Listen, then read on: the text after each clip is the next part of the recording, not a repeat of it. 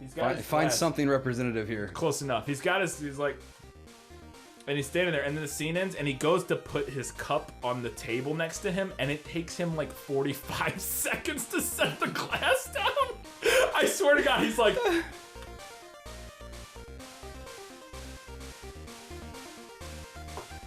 Got it.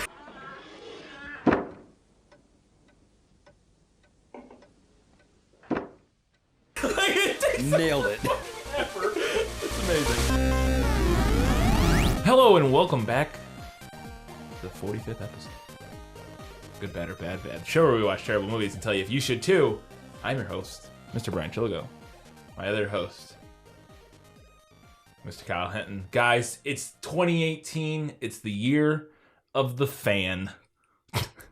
I don't know how long that'll last, but so far we're 2 for 2 with fan recommendations. We have plenty to last us through the whole year. I don't know if we'll make it because some of them are terrible. This one was pretty enjoyable, but also pretty terrible. This has nothing to do with the fact that we've almost completely run out of ideas.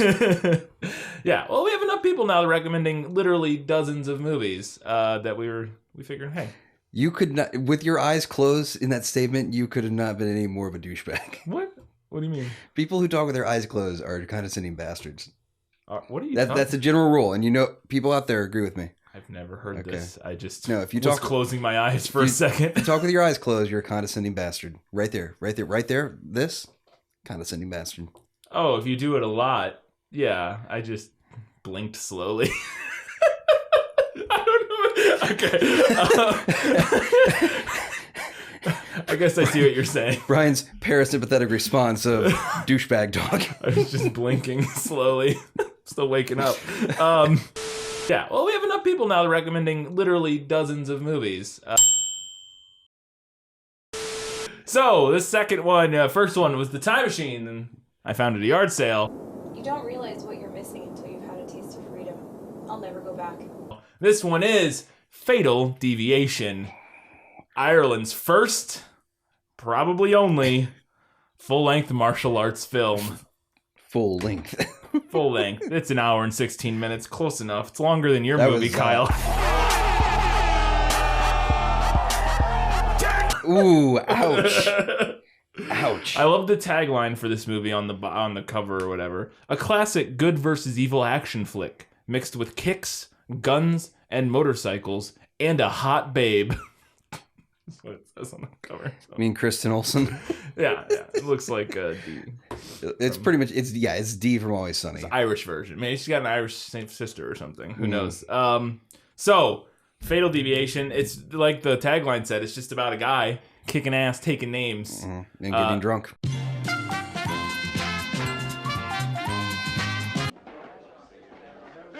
His name's James Bennett. That's the actor's name and the character's name. And that seems to be most of them in this film. Yeah, they just used their first name at least is the same, like Nicola and Mikey and some of the other people. So this guy, I guess, was just... He's also been in this... Jimmy Bennett guy who produced and wrote this. He's been in, like, as a stuntman in some stuff. Nothing big, but, like, smaller, like, action movies. I was looking at his IMDb, and it says he's best known for such fantastic films as like some B martial arts films. Yeah. And then at the end it says Jersey Boys. Really? Yes. He was in Jersey Boys and Beverly Hills Chihuahua. Yeah, I saw he was in Beverly Hills Chihuahua uncredited as bullfighter. So I don't know what happens in that movie or what that could be, but yeah.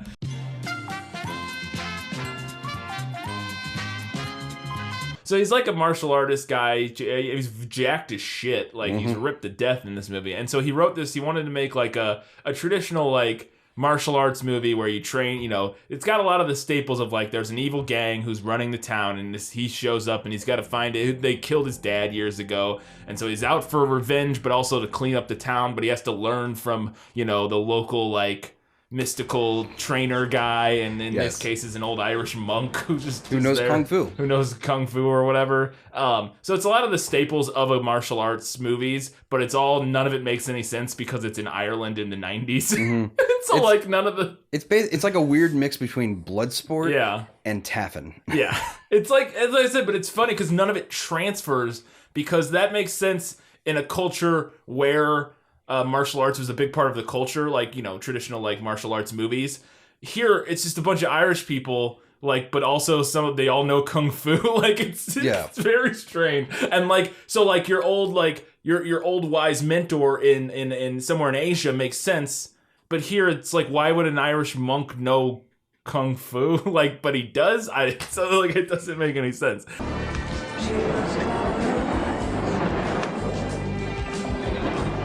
When she tells me she loves me. So I love the production logo at the beginning. Like, the music is really weird and ominous, and then the sun comes up and it's like, woo, happy music.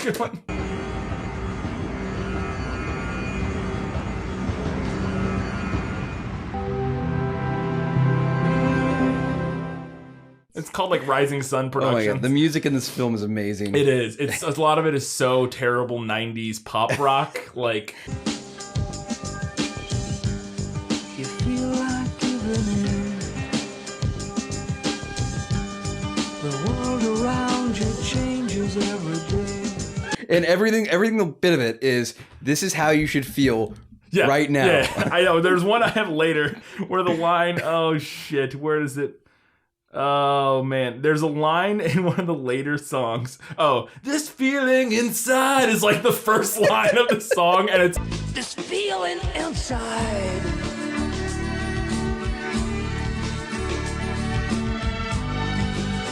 And the camera is spinning around our main character, and it's just like, yep, all right, thanks. Thanks for telling me what's going on in this scene song.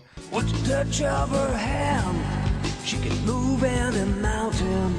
So the opening credits are just white text in the middle of the screen that just cycles through, like, it's like Arial font. It's like the most boring generic opening credits.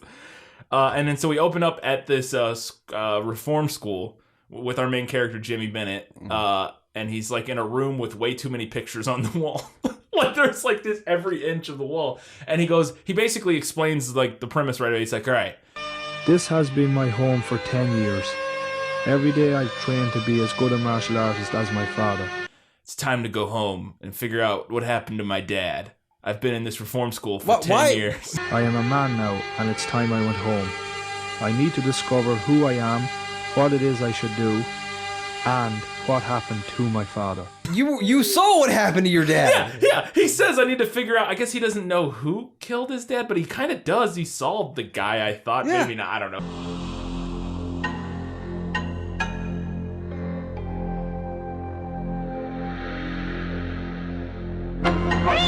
That scene we'll talk about is amazing, where the flashback scene of his dad dying is incredible. So he decides he's got to go home, and he takes a picture off the wall. I guess this reform school had a picture of his dad on the wall, or something. I don't fucking know. So then we watch him walk home. Apparently he just walks home. He walks for like 10 minutes. And then so he gets to this weird house, his house. I guess it's his old house that he grew up in with his dad, but which now is destroyed. It is destroyed, and like just not like in disrepair. It's like overgrown by like nature and like it's like falling apart. And he goes and he starts setting everything back up, and we get a little bit of like a cleaning montage. But there's also like a random frame of black and white when he first walks into the house, like where I think the video just like gave up for a minute. It was like, I can't do this. So he finds a Buddha, and he touches it, and he has a flashback to his dad, and then he puts it on this wall that is also black. Yeah, and we can't see it. No, not at all. A lot of this was shot on like a VHS camcorder, and so whoa, you remember yourself? That was bad. Hang on. What? I don't know. You remember yourself? That is Super VHS. Oh, Super VHS. Okay. Sorry. I apologize. I tried to get a word out and I couldn't. I didn't know what you were saying. That's good, because apparently my mouth didn't know either. Okay. You remember yourself? That was bad. Hang on. What? So then we cut to the grocery store. And there's some hooligans. The only thing I could think of was the grocery store from Hot Fuzz. I know. I was like, is that the grocery store from Hot Fuzz? I guess all grocery stores in the UK just look the same. Hey, whoa. They're not part of the UK. Ireland, yeah. You're right. Sorry. Well, whatever. Part of Britain. Don't want to piss off our UK or Ireland fans. Yeah. Weird Irish Gaelic names. Yeah, they're just weirdly written and weirdly pronounced. Yeah. Like, look, I appreciate what you've done for the world, but what has Gaelic people done for the world?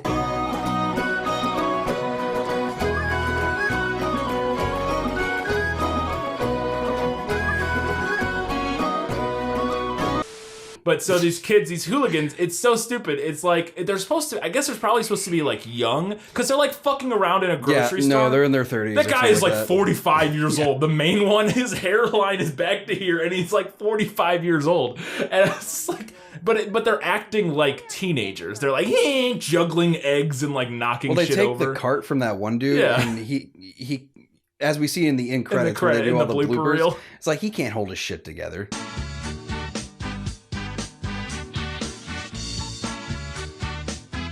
So then they start fucking with the lady who works at the store, like the clerk or whatever, and our guy is just there because he was getting some groceries, I guess.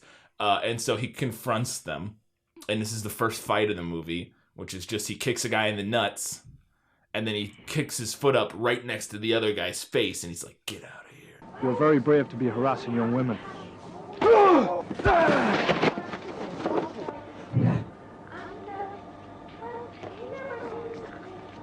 The guy runs away. By the way, that's not threatening.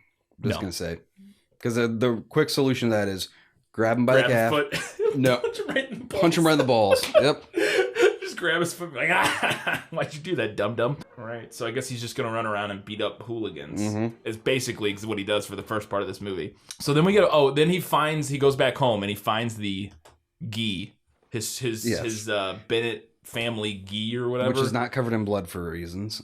Yeah, was he wearing it when he got his head cut off? I can't remember. Yeah. But so then he has another flashback to his little kid training montage with his dad. And he does like the worst flying kick into the...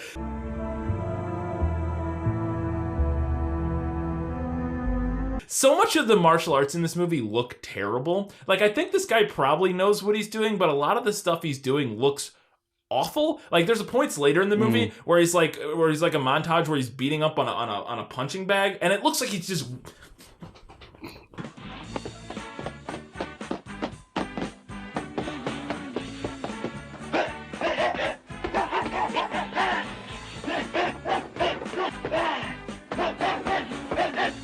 like flailing at it. Like he gets some sticks and he's like he's just beating on it. I'm like, that's not... I don't feel like you're doing anything useful here. I just want a slow-mo shot of that.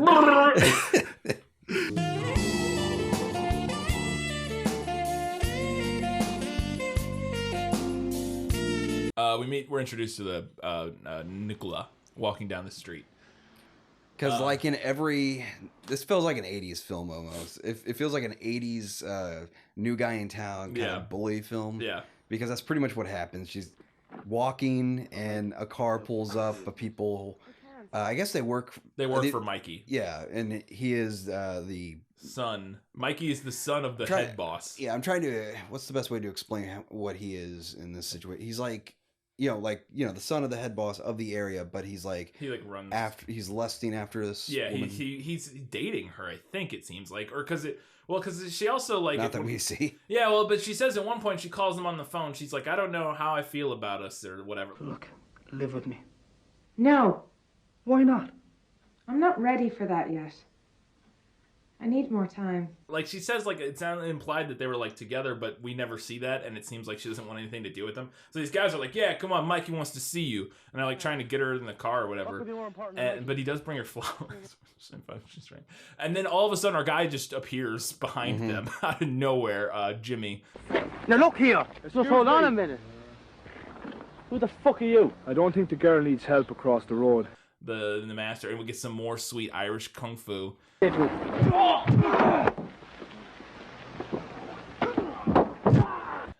I think he just kicks another guy in the nuts, probably. There's a lot of kicking in this movie. Like, all he does is kick he, like, flips the one dude off the... it's not even really a bridge so much. It's just like... Yeah, the side of the road. Side of the road, yeah. And then the post-credits, the guy, like, apparently really gets hurt. He's like, I don't want to do that again. You all right?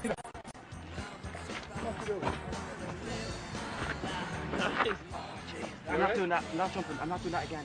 That blooper reel at the end had to be like their lawyer's worst nightmare. All it is just people getting hurt in terrible ways. It's like a guy gets hit in the head with something. Just skint your forehead.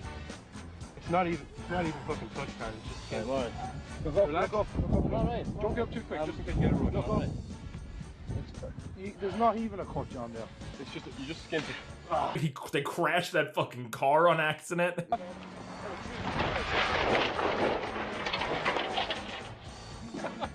at this ambulance chase. Look. You didn't hurt yourself. No, look, I'm fucking. But then I love during the scene it cuts to the distance, and the monk is just standing there watching. I didn't see what was happening the first time I saw that cut. I was just like, what are they bridging some fuck up in editing or no? What?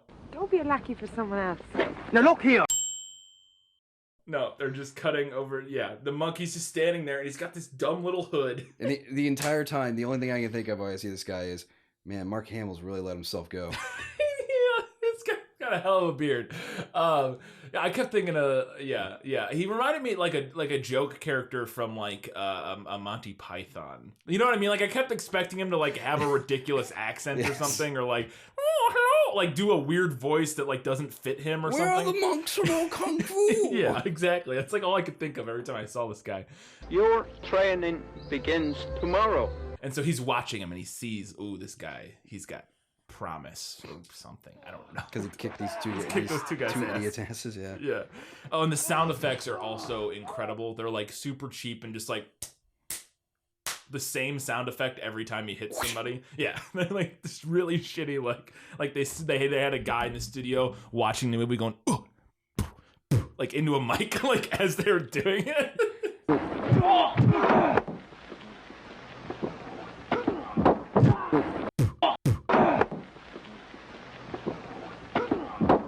Oh, and then so she thanks him, and he goes, "That's okay. I know what it's like to be bullied." But the ADR on that line, Thanks, It's okay. I know what it's like to be bullied.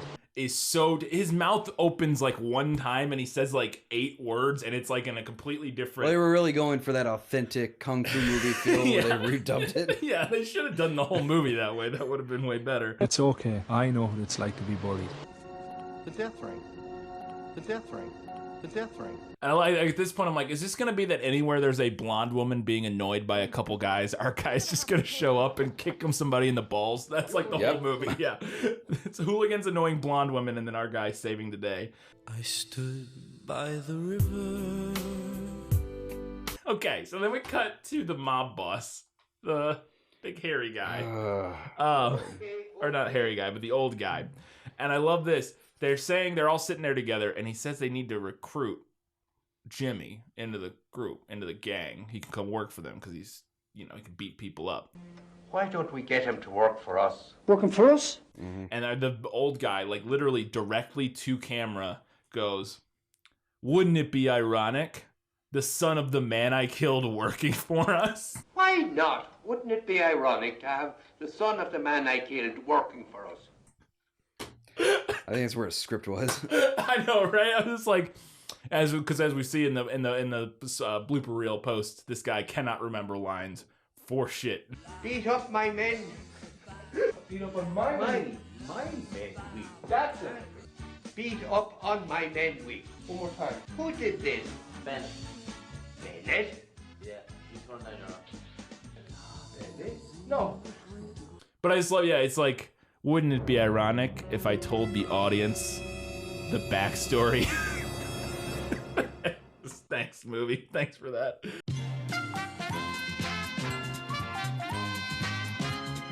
Wouldn't it be ironic to have the son of the man I killed working for us? Have him stop by and visit me tonight. Wouldn't that be sweet? Tank top time.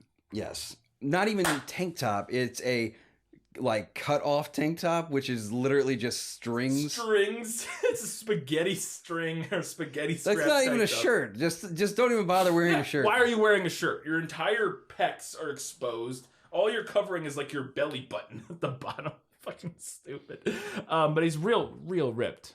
It's like real jacked, and we get a nice close up of his back muscles and like his biceps. They do lots of like. This guy was like, all right, I worked out a lot for a reason. We're gonna get nice close ups of all of my muscles. Cool. Oh, and then so she brings him. I got to talk about this. What the fuck does she bring him? Pie. Here, this is for you. Thanks. I baked it myself. It's no, it's not a pie. If it pleases the court, I'd like to present these two screen grabs as evidence that whatever the fuck she gave him was not in fact a pie. As you can see, his hand is clearly flat right underneath the top crust. If it is a pie, it's a bullshit pie. It's like just the crust on the bottom of a pie. Then I don't know. Because I thought it was a pie too, but he's holding it. You can see it is like maybe it's a tart of some sort, but it's an inch thick. Our Irish fans maybe be able to. Yeah, if you're Irish or something and you know what that could be, because it just looks like dry pie crust with nothing. I was so perplexed by what that could be. And then I love that when she leaves, he just stands there like, I should go talk to her. See ya.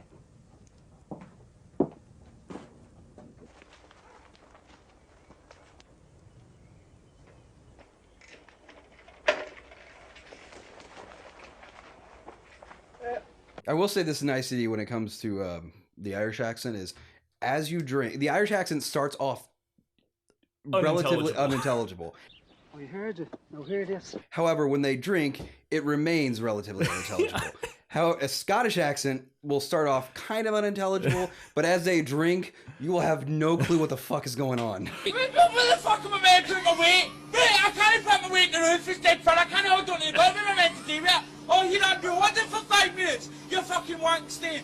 Scottish accents, thick Scottish brogue is unintelligible from the beginning. Like, I spent a whole month in Edinburgh in college, and you can't, like, 90% of the people, if they're talking with any speed, it just sounds like gibberish. Like, I mean, like, you can hear that that's English, but boy, you cannot understand it. It's clear, no, I'll keep it and death with your daughter, we'll see when she's I do it honestly, and do you know what? What's the point? And you're going to hit me on the next couple of days when you're no Terry, when you're a wee bubbling and green. I love during the scene they cut back and the thugs, they're I don't remember what's going on.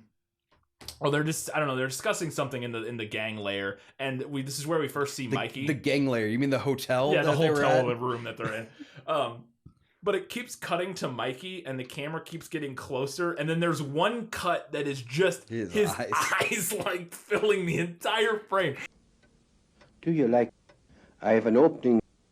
Didn't you see all those fans? And it's the only time in the whole movie that they do something like that, and I'm just like, what is that? It doesn't even, in the context of the scene, it doesn't really make sense. He's just sitting there. Like they need to make him look intimidating for some reason. But yeah, because he's like our main bad guy, kind of. They only shot with him for like 4 days, maybe. Yeah. That guy's a singer of a pretty popular band in Ireland or something. I think he probably did a lot of the songs that are in this movie. It appears he did not do the music for this movie, although I find that hard to believe, but he is credited as being from the boy band Boyzone. Oh God, no. His name's Michael Graham. Yeah.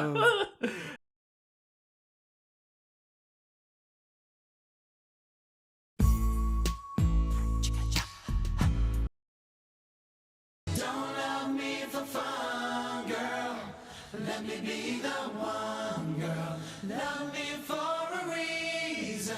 Let the reason be love. And then, so this old man, the old mob boss guy, had to have been completely drunk during every scene. There's this scene in particular. He's got like a glass of whiskey or something. Was in his contract. Yeah, I'm sure it was. But at the end of the scene, he's got his find something representative here. Close enough. He's like, and he's standing there, and then the scene ends, and he goes to put his cup on the table next to him, and it takes him like 45 seconds to set the glass down. I swear to God, he's like,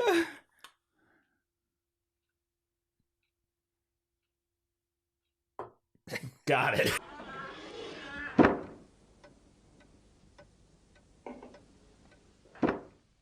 It takes nailed it. Fucking effort. It's amazing. alcohol success. This is where we go to the fair, and I'm like, I'm not sure there's anything more depressing than a late 90s Irish county fair. Oh my God.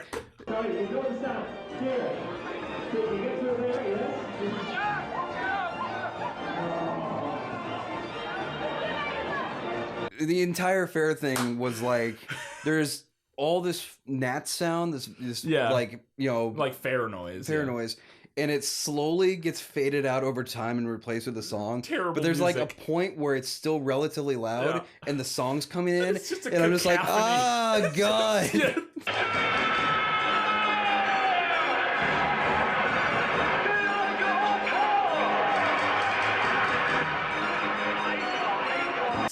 Cacophony of nonsense. It's ridiculous. I love it. So it's literally, this is like him and Nicola, like they're on a date together, kind of at the fair, basically. And everybody in this movie is so painfully late 90s looking. They have like a lot of the shots of people have like the bleached blonde, like NSYNC Backstreet Boys hair with like a lot of Adidas like t-shirts and.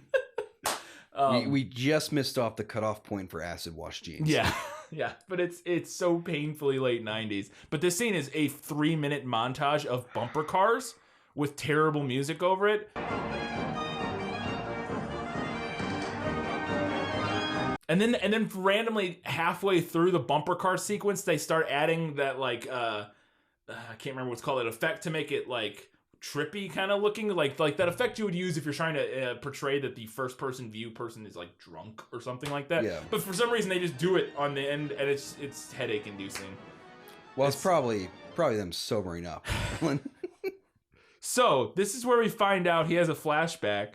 We find out his dad was murdered by an old man with a ninja sword. Like, that's what happened. He's like meditating or praying or something in his home, and the old man, this incredibly well-trained martial artist cannot hear a guy. An old dude. And my favorite thing about this, and you see it later, but it's my favorite thing about the scene. This old man gang leader goes to kill his dad in a white button-down shirt and tie with a samurai sword. It's the stupidest fucking thing. I was like, well, I'm on my way home from my 9 to 5. Oh, that's right, I gotta stop off and kill Jimmy's dad with the sword. I can't think of it. Reminds me of something, but I can't think of it. It's like another film that has a guy in a tie with a katana. Yeah, probably like a Tarantino movie or something. Probably. But,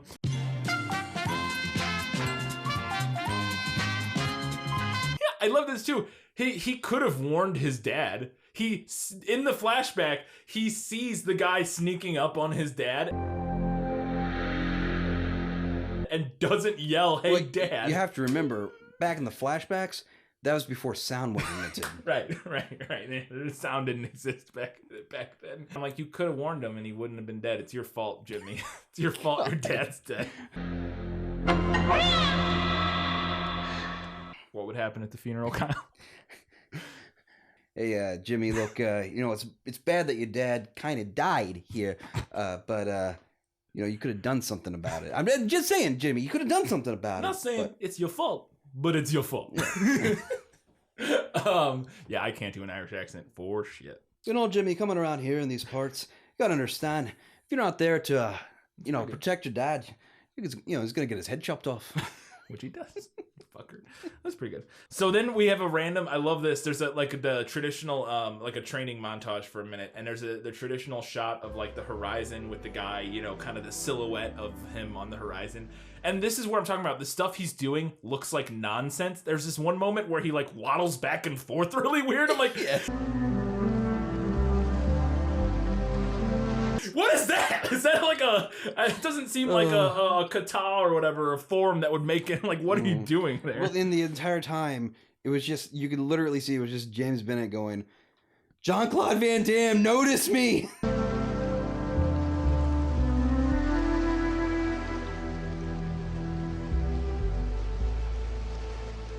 Senpai, notice me! Yeah, it's, You didn't know I knew that word, did you?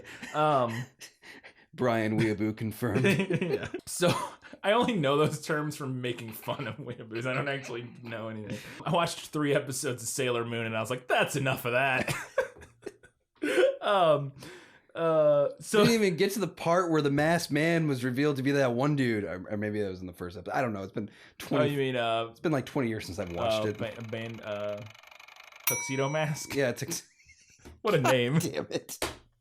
I was done when, and here's not to get off topic. I was done when in the second episode, the bad guy was defeated not only in the exact same way as the first episode, but literally using the exact same animation.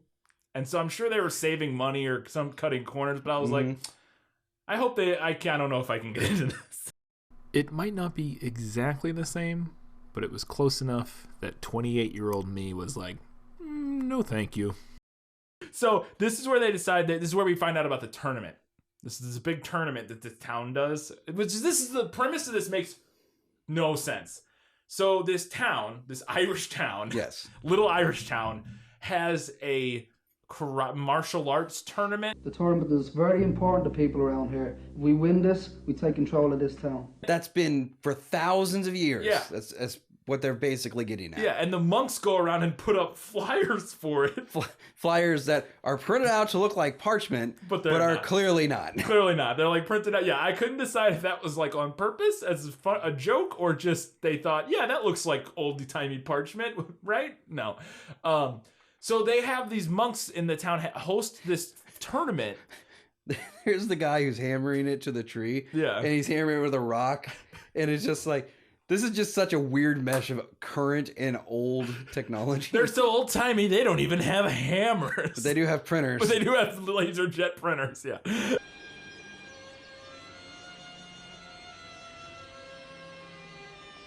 Who are you people?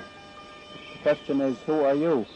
Again, this makes no sense. So this town, this, and we'll talk about the tournament more later because it seems like a no holds barred, like underground. You can kill people in this tournament, but it's like everybody in the town goes, and like there are flyers for it at the grocery store. Like it's a weird premise. But the gang's like, we gotta win this because if we win the tournament, we'll control the town. The tournament is coming up. I want everyone to make sure that Seagull wins it. For reasons. Because winning a karate tournament means you're okay. Yes. Sure, it does feel a little bit like Shirley Jackson's The Lottery, where you have like the whole town's like, all right, it's time to go for our annual death match. Yeah, they all just go. I can see Brian's head like completely like, I don't know what he's fucking talking about. Fuck that Seriously? Is. No. Don't worry, I'll have your girlfriend bitch at you later for not knowing that. What is it? It's like a really famous short story. Oh, okay. It's about a town that like stones people to death for harvest. Oh, the lottery. Okay, I get. Yeah, I get. I was like, don't worry, I'll still. I'm sure she's read it. So because they already seem to kind of run the town, like in the sense that like, so I don't know why winning this stupid tournament doesn't. Whatever, it doesn't matter. They run the town for reasons because it's not like they really control any like. We don't ever see them aspects. doing anything, but they're just kind of they're just a generic gang. Unless they own the hotel that they're constantly in. Yeah. I don't know. The hotel for filming. Yeah.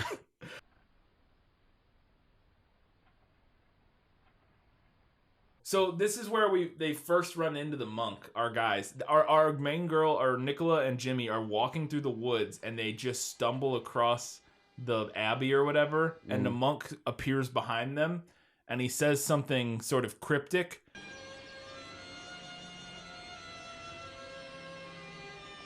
Who are you people? The question is, who are you?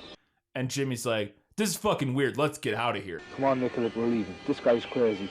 And then they leave in the proper response. Yeah, fair enough. When an old man teleports behind you. But I was like, why did you go looking for that place? Or did you just stumble across it in the woods? Or why are you there? It's not like it's a very easy thing to miss. No, it's a giant stone abbey from the fucking 15th century or whatever. Sorry, no entry. So, okay, now he wants to go to a bar. This movie jumps around and there's not really any connective tissue between anything. He wants to go to a bar by himself now, and the guys won't let him in. Well, I haven't done anything wrong, lads. Listen, I don't think you heard me right. You're not getting in, and that's that. Because they run it's the gang guys or something. Now, Brian, if this happened to you, what is your response? okay, I'll go to a different bar. Because it's Ireland and there's probably a few of them. But so he walks away. What is the immediate reaction to this? He has a flashback. Now look here, just hold on a fucking minute, right? Post his manic stress disorder. He has a PTSD flashback freak out. You're right, he does. He has that, because I couldn't figure out why he has a flashback to the memory of him beating up those guys 5 minutes ago in the movie, and for some reason that makes him go and fight them. If only Neil Breen was there to cure it. You are now free of PTSD. Thank you for freeing me. But he immediately kicks these two guys' asses and then walks in there, and nobody apparently can hear this or is reacting. No, nobody cares. They just beat up their two doormen or whatever. They're just like, nah, whatever.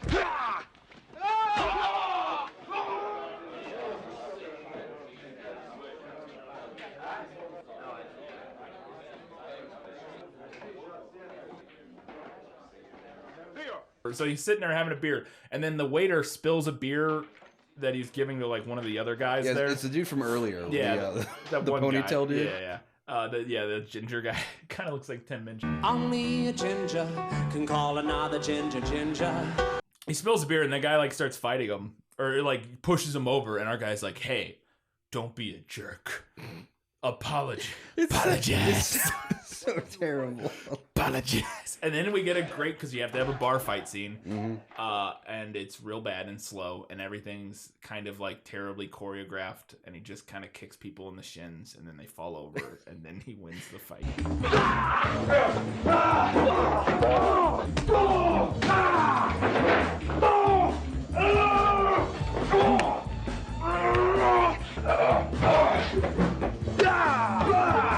Well, that is a common way to defeat your enemies in that area, is shin kicking. Yeah, as we learned.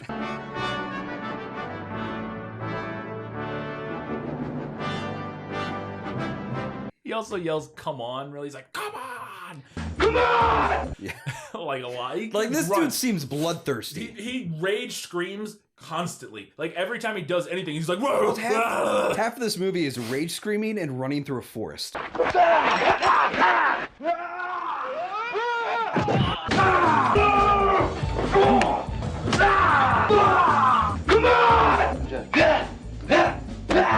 Yeah, yeah, it really is. And then montages of training. You know what this was?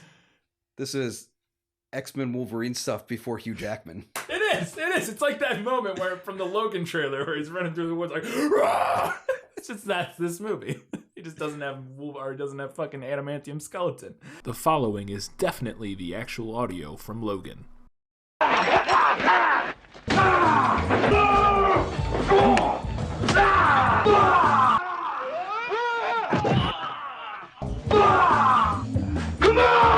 Oh, okay. So he beats up all these guys in the bar, and it's not entertaining. Like, that's the worst part about this movie, is that the karate kung fu isn't entertaining. Which is ironic, considering this guy is a stunt coordinator for like other movies. Yeah, it's really not good to watch. It's choreographed very poorly.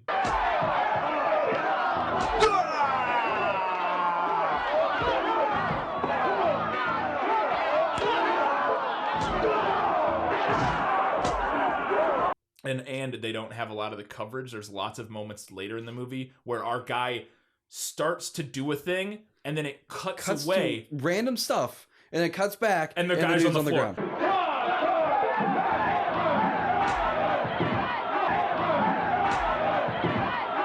And I'm like, you cut the only important part of your whole movie out. The only thing we needed to see is the moment when you punch that guy in the face. Yes. That's the whole point of your movie, and you don't have that? It's basically like, it's a magic trick where it's like, he's like doing a magic trick, but he's like, everybody turn around. Everybody look over there. And then turn back around, he's like, and it's gone.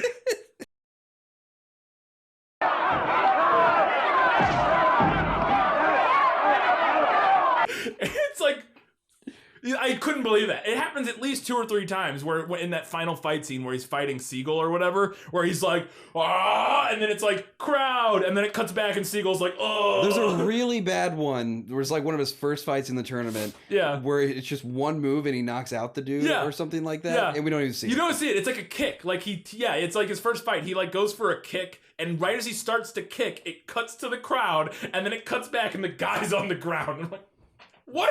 How is that the cut you made? Oh, okay.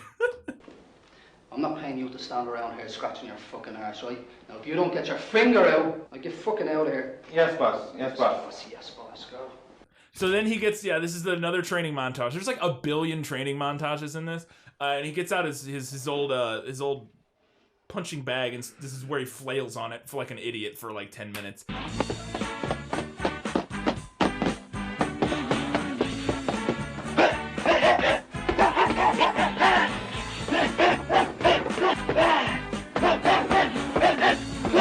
He literally just flails on it, and then the Brian Chiligo, martial arts expert. I am not a martial art, but what this dude is doing some of the time is just nonsense. He's just flailing his limbs around. That's a new style of martial arts. Seizure kung fu. Seizure fu. That's sort of God. That's what he does. So he finds this monk again, and the monk basically comes and tells him, "Hey, come see me in the woods tomorrow. We're gonna train." Because I'm going to work with you. Why would I want to work with you, old man? Your father said that the first time I met him. I guess. And he's like, okay. And then he goes and meets him in the woods, and he's chasing him around or trying to find him. And then the guy pops up behind him and goes, expect the unexpected. Your training begins tomorrow. Expect the unexpected. But I was just... Your training begins tomorrow. And I'm like, you said my training began tomorrow yesterday. Yes. Confused. But the immediate cut after that is nighttime with the moon. And then it goes to the next morning and he gets water thrown on him. Did you just stay there the entire time? Yeah. He stayed there the whole day and just went to bed and woke up like, he also has a flashback to training with his father and throwing hay bales around, and then his dad throws a hay bale and then throws him. And I was like, I feel like that was supposed to be like a lovey moment, but it just looks like he just threw his kid away. He's like, get the fuck out of here.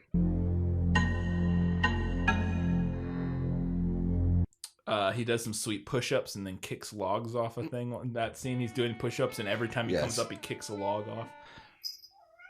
What's up?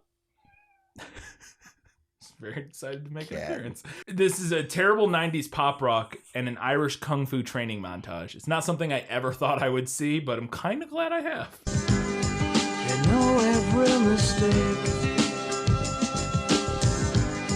You cry yourself to sleep at night.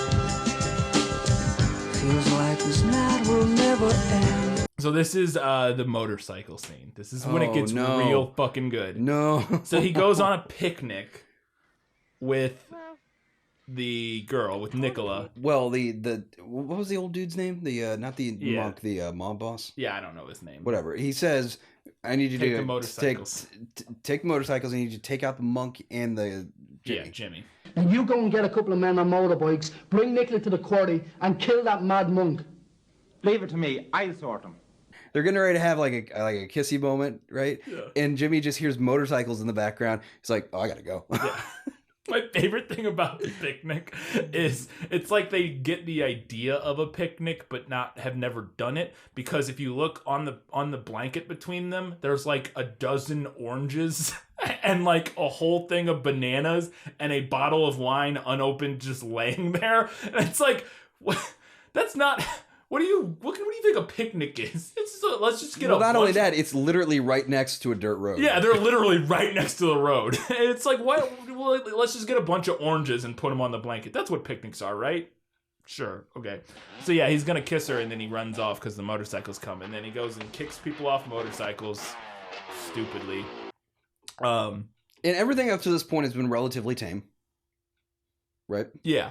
This is where it goes off the rails completely. Yeah, off the rails completely. Well, and I love, because yeah, you're right, the kissy moment. Well, she feeds him a strawberry. It's real gross. It's supposed to be sexy, but it's not.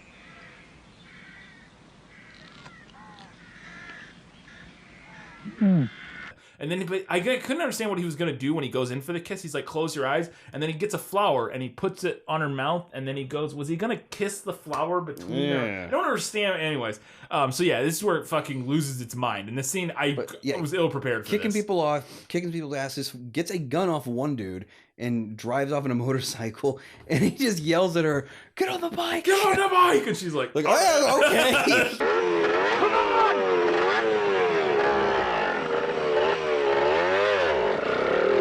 All right, and then so there's a car and like a couple more motorcycles that were chasing him with guns, and this fucking scene.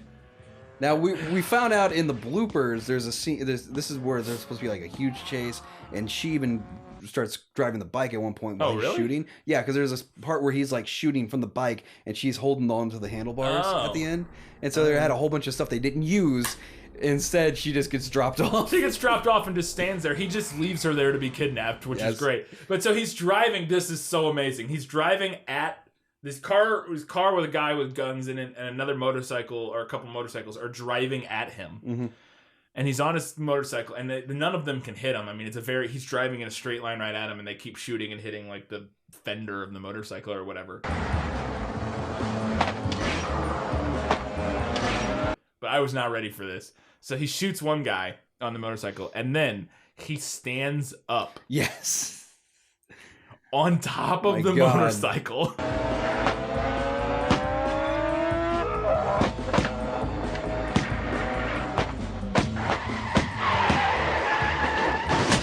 Now, obviously, like they have a whole probably a trailer system hooked up where they just have a bunch of guides for it. Yeah. Well, we never see him actually standing on it though. They never show us that shot. They show him stand up, and then we see just like him up in the air standing. You know, we never get like a composite, like an actual wide shot of him like on the motorcycle. We just know that's what's happening. Yeah. But for some reason, him standing up will give him better aim. Yeah. It not only does it make him an easier target to hit, because now he's not like on the motorcycle, he's standing on top of it, but he's standing on the motorcycle shooting people. It's like something out of like a Dollywood film or a Bollywood film. Yeah. But like just Dollywood. That's the fucking Dolly Parton. Dolly Parton's, yeah. Go out to Pigeon Forge, Tennessee. Oh, that's not what I meant. Bollywood film where he's standing on a motorcycle just shooting the shit out of people, and it's kind of amazing. And I just really wasn't prepared for it.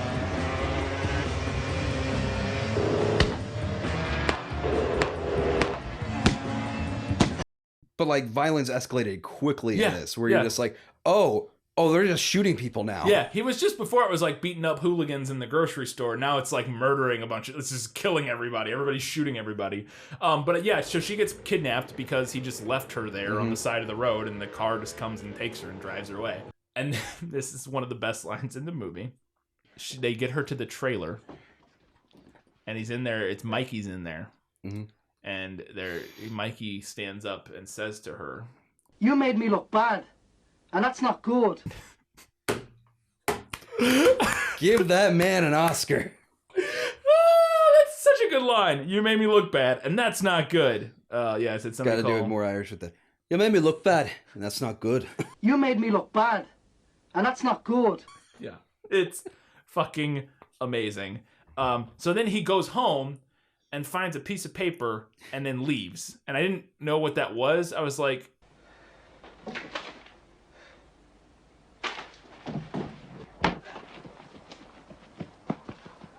lose or else. No, what it says is loose or else. Is it loose?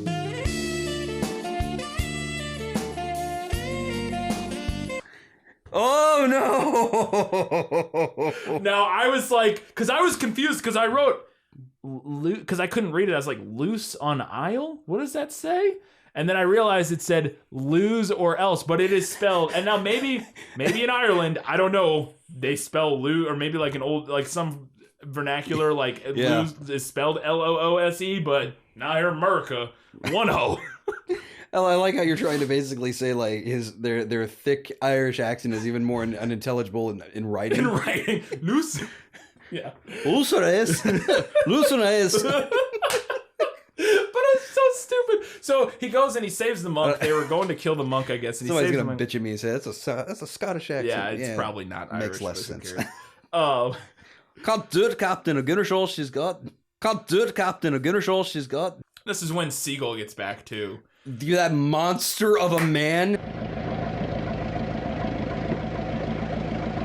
He gets out of that plane. He's bigger than the fucking plane he was in. He has to like squeeze out of the plane. Like I thought the dude was like relatively big until we saw the American professional wrestler dude that they had at the tournament, and then we saw him and we were like, holy shit. This dude is like 7 foot tall and like just built, just huge. He's a fucking mountain of a man. And his name's Siegel. He was in Hong Kong taking care of some business, but now he's back so he can win the tournament.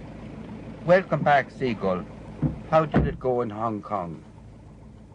Everything is dumb. I mean, crushing people's skulls. Yeah, probably just breaking Probably people like just in a half. mountain, just wrecking people. Yeah, just breaking everybody in half that he needed to. So this is where we get the great song, this feeling inside.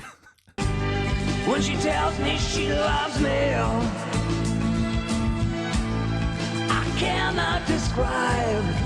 And this is the flashback montage to a bunch of scenes we never saw.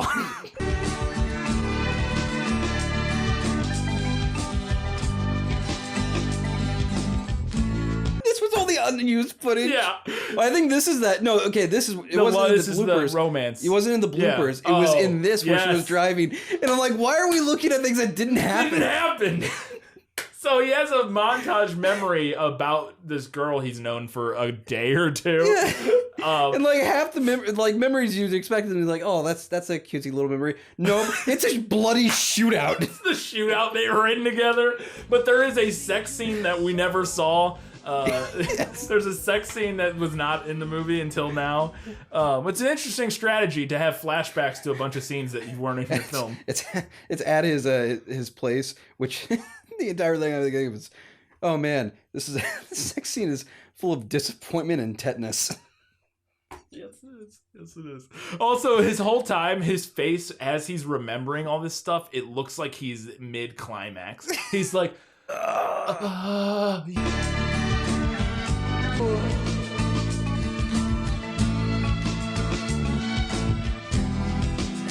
yeah, I remember when we fucked that one time. Like, it's so stupid. This song is really, really bad. And then, so that song, it's bad, but it makes sense for like the lovey flashback scene. But then he decides, all right, fuck this. I'm gonna fight and I'm gonna win. And it goes back into training montage. But that same song keeps playing Gotta over. be a montage.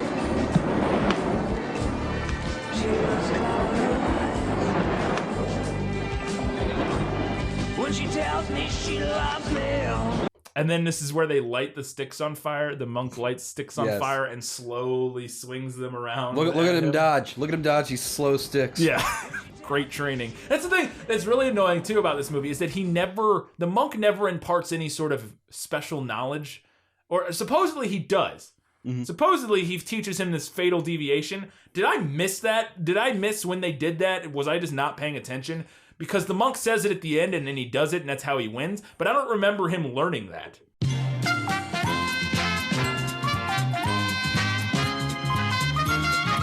I don't remember that moment. What does it even mean? Fatal deviation. I don't know. It means punch him a bunch of times. Fatal is death. Yeah. And deviation is to go off the path, like off a deviate regular from the path. Yeah. I don't know. Some Irish Kung Fu people, tell us what is fatal deviation? What does that mean?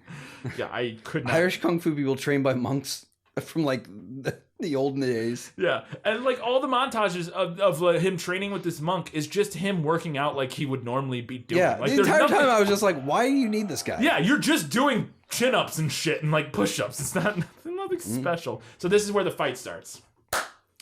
We meet the American wrestler who's wearing an Andre the Giant leotard. He's got the one shoulder wrestling leotard. And this fight ring is literally, it takes place in the Abbey. It's like lit by torches and it's a bunch of hay bales. And it makes no sense because it's like advertised around this wholesome little town. And then they get in there. I swear to God, Siegel breaks a dude's neck in one of the matches. Yeah. Brian, there are no rules. There are no rules. As they say every time. Every fight starts with no rules. And I wanted to be like, no rules. Just right. Outback Steakhouse, sponsored by Outback Steakhouse sponsors their fucking illegal murder fight ring. It'd be great. Well, they are making a killing, especially with those steak prices.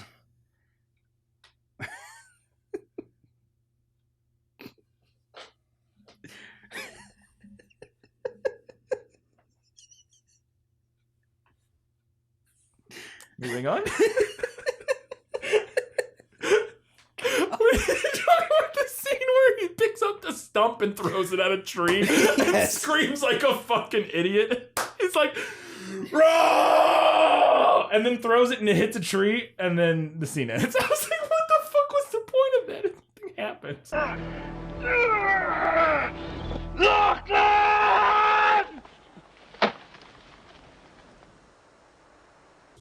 Yeah, so it's important that they make it clear there are no rules. I didn't hear that the first fight because the guy at one point picks up a board from like the wall and starts using it as a weapon. I'm like, that seems like that shouldn't be legal, but there are no rules. So there's also a desk in the middle of the fight, right? Yeah. Not in the middle. I was expecting somebody to get their head crushed on that. Yeah, right? Because like the monks are judging, I guess, and they're sitting like at the side of the circle that they're fighting in, but there's like a giant wooden table right on the edge of the ring, and I'm like, that seems not safe. And a lot of these slow-mo shots of these guys fighting, not only is the shot slow-mo, but you can tell that the actors are like doing it in slow motion, and then they're like, but if we slow it down, you won't be able to tell that they're doing it slow because it's in slow motion.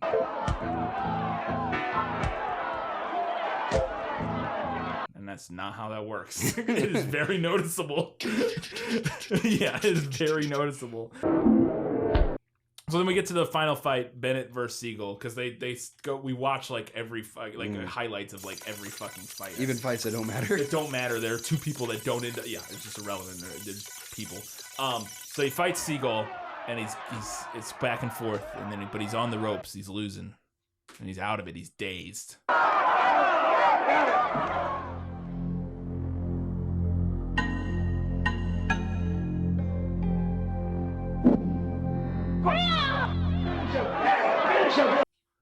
But in this moment, flashback time, he has a flashback, and then he also hears the monk yell, although barely. You can barely hear it over the sound of the crowd, because I had to re-listen to it like 4 times because it's also in an Irish accent. So I was like, what the fuck is this man saying?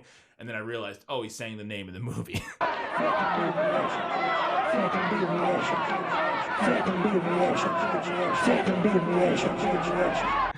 Fatal Deviation. Yeah, he says it like 3 times. I don't know why it sounded like that. Yeah, that was terrible. I don't know what that was supposed to be. Fatal Deviation. Fatal Deviation. Fatal Deviation. So yeah, he goes, oh, Fatal Deviation. Okay, well in that case, I'll stop being dazed. I'll stand up and I'll punch him like 6 times and win the fight.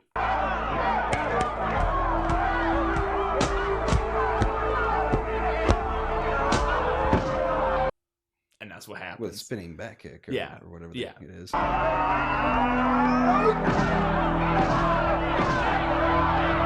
don't understand what that was about. Or when he learned the Fatal Deviation, or what that means. Or no time to celebrate, though. No. Gotta get after those henchmen.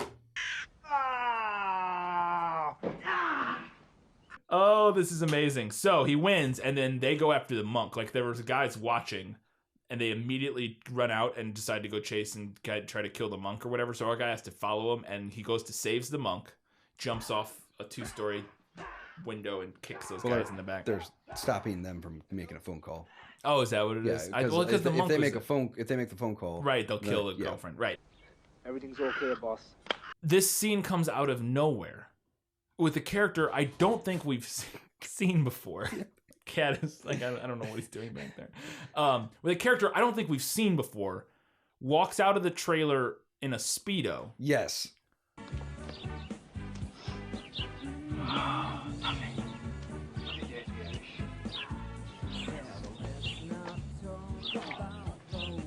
Have we even seen this guy before? I don't even I don't know, but Brian, you better be prepared to, you have your editing work cut out for you on this guy. Yeah. So he goes and he's got a hot tub sitting over, literally a tub sitting over fire, like a redneck hot tub.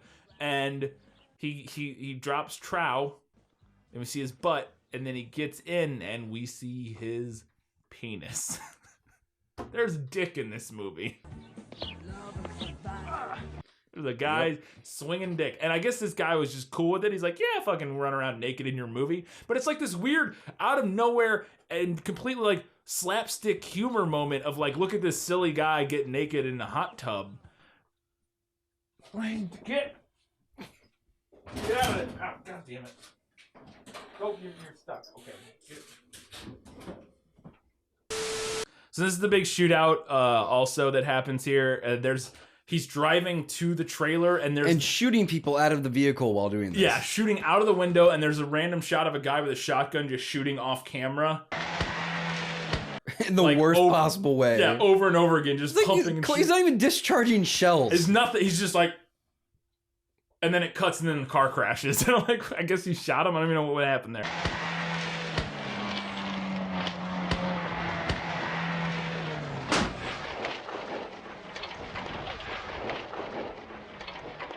So apparently that car crash was not on purpose. That was an accident, and they just left it in and decided to go with it and then made the car blow up.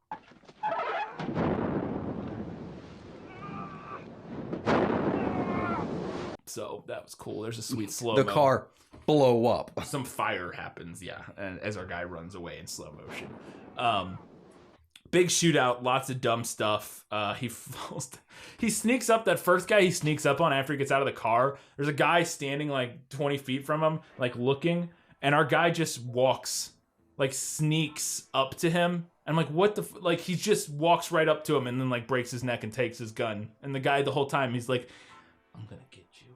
You're over there somewhere. I know you are. And it's just in the meantime, he just walks right up behind him. Nobody can hear in this movie. Nobody can hear anything. I guess that's their fatal deviation of sound.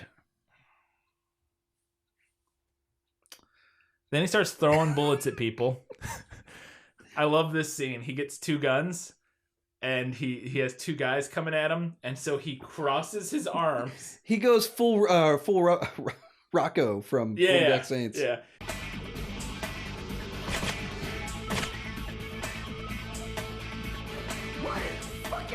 He crosses his arms, but every time he shoots, he shakes the gun.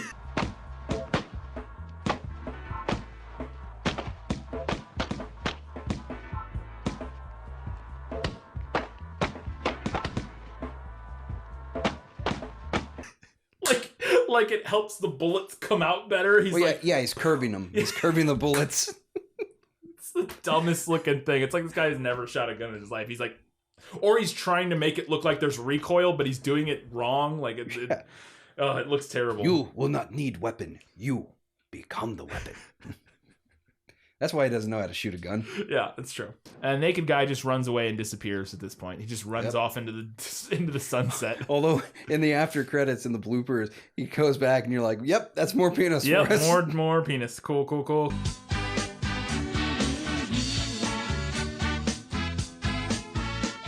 So he kills all these guys. There's a sweet moment where he slides down a rock bank and shoots backwards up the hill while he's sliding. It's all terrible and stupid.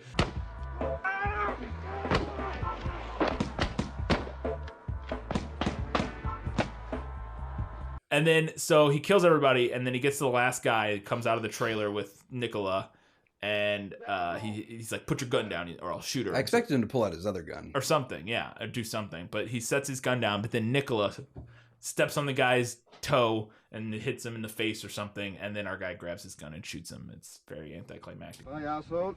No! And then Mikey shows up. We got to finish this storyline off because Mikey's the big bad guy. And they fight for literally 14 seconds, and then he breaks his neck. Yeah.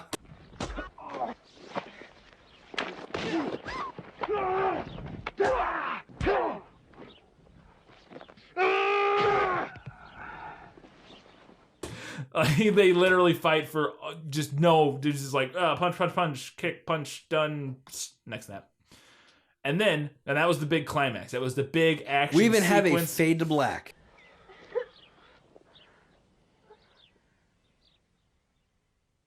Fade to black. They're holding each other. They're happy. Finn, right? Nope. Oh, that's right. There was that other guy. He couldn't make it to filming that day. Yeah, that's what we speculated, is that the old mob boss guy couldn't make it to the shoot on the day that they shot the big climax. So they had to do another extra scene with him. We're having another picnic now in the same spot on the same side of the road. Let's hope we don't get interrupted this time. And they're going in for the kiss. And just this guy is super stealthy. Again, this is where nobody can fucking hear in this movie. Yes.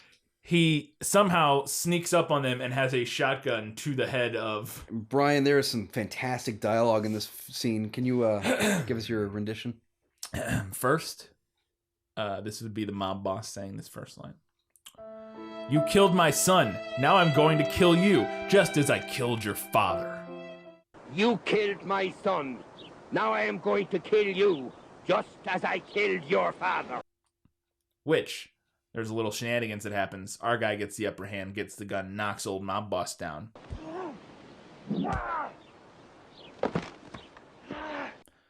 And this all happens in span. This last scene is like 40 seconds long. Yes. It's like just, oh, we gotta wrap this up. And then our guy, when he has the gun on, the mob boss responds with, you killed my father. Now I'm going to kill you, just like I killed your son. You killed my father. Now I'm going to kill you, just like I killed your son. And then he shoots him. Just fucking murders him.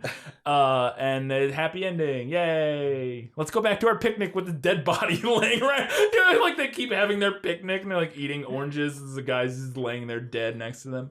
And then that's really the end. It just fades to black. Implied happy ending, I guess. I don't know. Who knows? And then we get a blooper reel. And oh boy. Yeah. It's like just everybody getting hurt.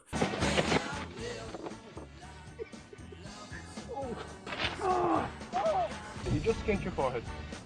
It's not even fucking touch time. It's just skin. Right. Relax. Don't get up too quick. Just in case. The woman falls off a horse. Yeah.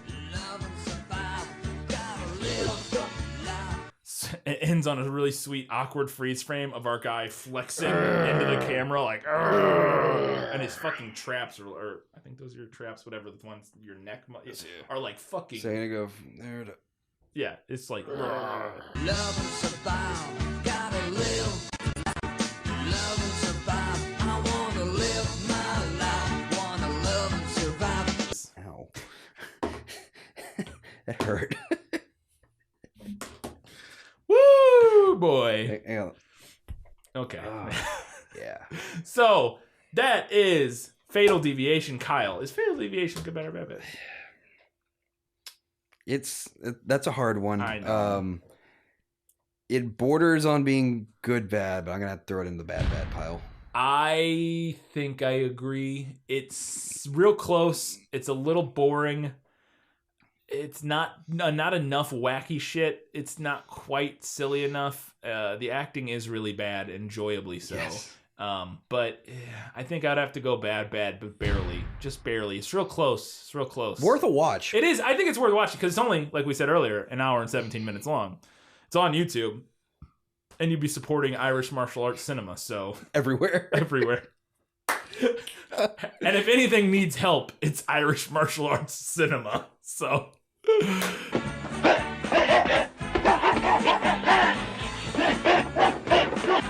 We have t-shirts. They're selling quick. We're almost sold out of most of them. Now, there's probably, 10, 15 left. If you want a Good, Bad, or Bad shirt or the Quantum Physics shirt, I know we have some smalls and some double X's left of each, and then probably a couple other ones. You can get that on our Etsy store, which is linked in the description below, and also there's going to be a card right there somewhere probably where you can click on and the little eye in the corner. Hit that and it'll take you there. Hopefully, within the next few months, we're going to be moving to a new studio because I'm going to be moving, hopefully. So everybody who has Brian's current address. Yeah, which there are a few. Anybody who ordered a shirt knows where I live. So, which, whatever. But when we get a new studio, we're going to be pimping it out, hopefully. It's going to be a... We're going to see it in the comments section. Go to this address. Don't do that. Don't be that person. Don't do that. So, yeah, we want to... But when we move into the new studio, assuming this all works out, We're going to be pimping it out, getting new equipment, new mic stands, new lights, new everything. It's going to be super fancy. Actually set dressing instead instead of just the shit in the stuff. Yeah, the shit in the background of my second bedroom in my apartment. So, yes, look out for that. I don't even know what that is. Oh, the Patreon. Check us out there. Also, I have a podcast called This Film Is Lit, where me and my girlfriend break down films that are based on books. Our most recent episode was on Fight Club. We're doing Fight Club, which will be interesting. A David Fincher joint. Kylie knows a little something about David Fincher. I may have been in one of his films. May have been. Cue that spicy bean footage.